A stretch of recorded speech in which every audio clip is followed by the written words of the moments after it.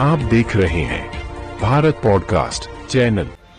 लूट नहीं डकैती हुई और डकैती ही दर्ज हुई है।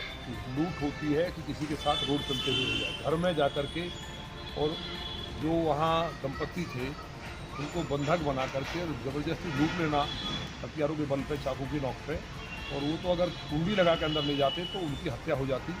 और ये पूरी सरकार के लिए बहुत शर्मनाक बात होती है। और अब भी बहुत तकलीफ़ की बात है कि जहाँ कमिश्नर के पड़ोस में सीपी के पड़ोसी के यहाँ डकैती पड़ती है, वहाँ तक अभी तक सीपी नहीं गए, कोई पकड़ा नहीं गया है, कोई माल बरामद नहीं है।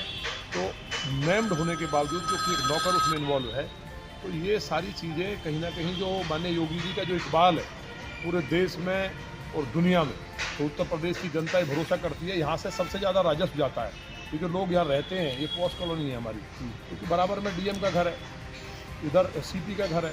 तो तमाम जितने एडीएम और जितने अधिकारी हैं उसके बावजूद भी यहाँ सब उद्योगपति और ऐसे लोग रहते हैं जो उत्तर प्रदेश की अर्थव्यवस्था में बहुत बड़ा योगदान देते हैं। और यहाँ 40 साल में इस तरह की घटना नहीं हुई, ये उन्हीं दंपत्ति का बताना है। जिस तरह से ये घटना हुई है, तो मुझे उम्मीद है कि यहाँ सीपी नहीं आए तो चीफ सेक्रेटरी शाम तक आएंगे, क्योंकि सीपी का प्रोटोकॉल बड़ा होता है तो चीफ सेक्रेटरी का छोटा होता है, और विधायक का प्रोटोकॉल सबसे छोटा होता है। वैसे तो कहने के लिए चीफ सेक्रेटरी से बड़ा प्रोटोकॉल होता है, लेकिन विधायक या बीजेपी के कार्यकर्ता वहाँ उनको मिले और उन्हें भरोसा दिलाया है कि हमें अपने नेता माननीय योगी जी पर भरोसा है कि उनके एनकाउंटर ऐसे नहीं जो फर्जी होते हैं, टांग में गोली मार दी।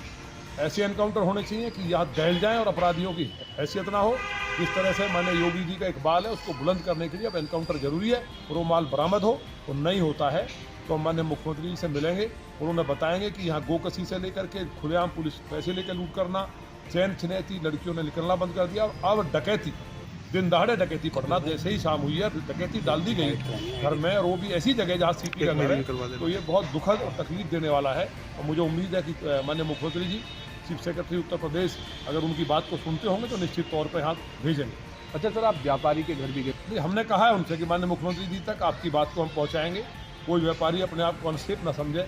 हम लोग जिम्मेवार हैं, हम लोगों को वोट दिए और हम यहाँ से चुने हुए जनप्रतिनिधि हैं। और गाजियाबाद जिला नहीं, पूरा उत्तर प्रदेश मेरा परिवार है। किसी के साथ एक भी घटना होगी तो वो मेरे परिवार के साथ घटना होगी, और मैं किसी के साथ भी ये घटना नहीं होने दूंगा। और मैंने भरोसा दिलाया है कि मुख्यमंत्री जी से बात करके, और जो यहाँ जिस तरह से पुलिस का जो निकम्मापन है, और मतलब ये चैलेंज है पूरी सरकार के लिए, हमारे लिए भी बहुत तकलीफ की बात। अब ये फिर मैं वो पुरानी बातें दोहराऊंगा तो आप कहेंगे कि कैसी बात कर रहे हैं।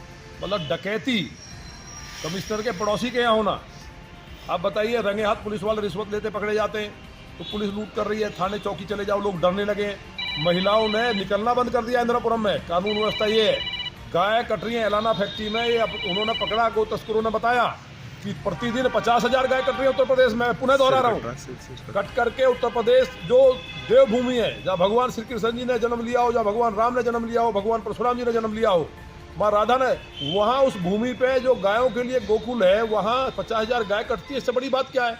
मुझसे पूछ रहे, कोई मैं प्रमाण दूंगा। वो विषय नहीं है। विषय ये है कि डकैती, तो कमिश्नर के पड़ोसी के यहाँ डकैती पड़ना, जहाँ आवाज़ लगाने पर घर पहुँच जाए, और अभी तक कमिश्नर का नहीं पहुँचना। इसका मतलब चीफ सेक्रेटरी उत्तर प्रदेश शाम तक आएंगे, क्योंकि सीपी का प्रोटोकॉल बड़ा है।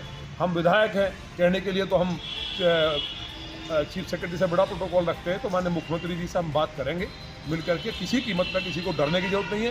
पूरा दहशत का माहौल है जिले में, पूरा तरह अपराध से पूरा गाजियाबाद जिला कर रहा है। लोगों को ये भरोसा रखना चाहिए कि ये समय एक गलत समय है, इसको हम ठीक करेंगे।